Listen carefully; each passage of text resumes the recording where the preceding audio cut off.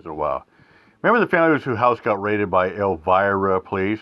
Well, family whose house was raided by Elyria police files federal lawsuit against city chief and officers. Oh yeah, let's get to it. Details of a federal lawsuit against the city of Elyria over a controversial police raid. Yeah, the family of a baby who was injured during the raid is suing the city, its police chief, and several officers.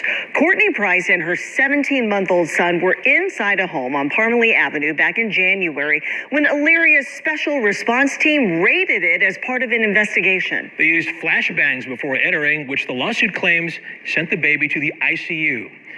Mitty Hicks has been coming through that lawsuit and joins us now with details. Mitty, what do we know?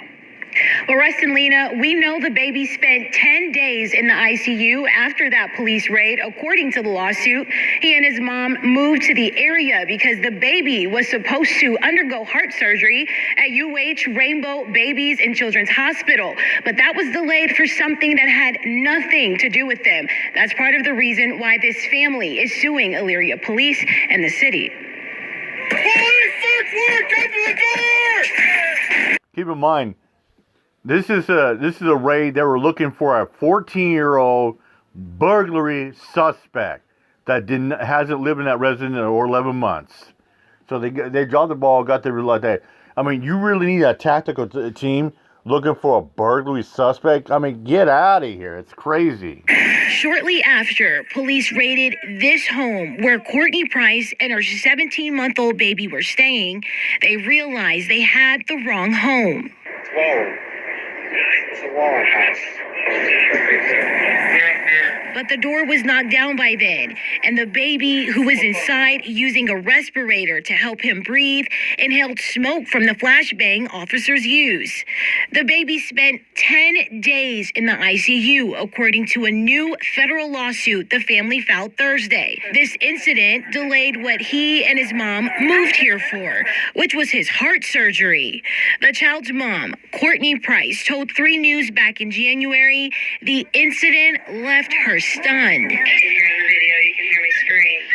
I think I just said, I'm scared. I said, my baby's in here. He's on a ventilator.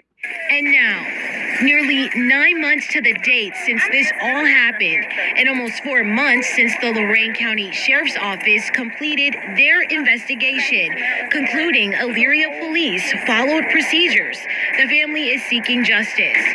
Attorneys representing the 2 sisters and the baby claim officers violated the family's civil rights. We counted 9 charges in the lawsuit. The family is suing the city and police officers for unreasonable search and seizure, unlawful use of excessive force, assault, battery, and more. They're asking for about $750,000 in damages plus court costs. The lawsuit also claims officers acted recklessly because prior to the raid, they were informed at least 3 times that the 12-year-old suspect they were looking for in connection with a stolen gun did not live there, and he had no relation to this family. The landlord backed these claims when she told an Elyria detective that the home was unoccupied for more than 2 weeks before the new tenants moved in. Are you sure this property is empty? Why don't you go look around? My property is empty, and the last renter actually left more than 15 days ago. Now, we reached out to the family's attorneys. They tell 3 News, quote, "We don't like to comment on ongoing cases, but we do intend to zealously represent the family so we can get justice for them.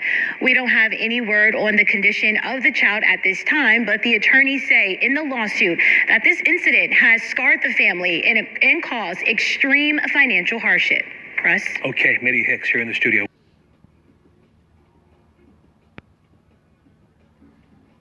Look at that. There you go.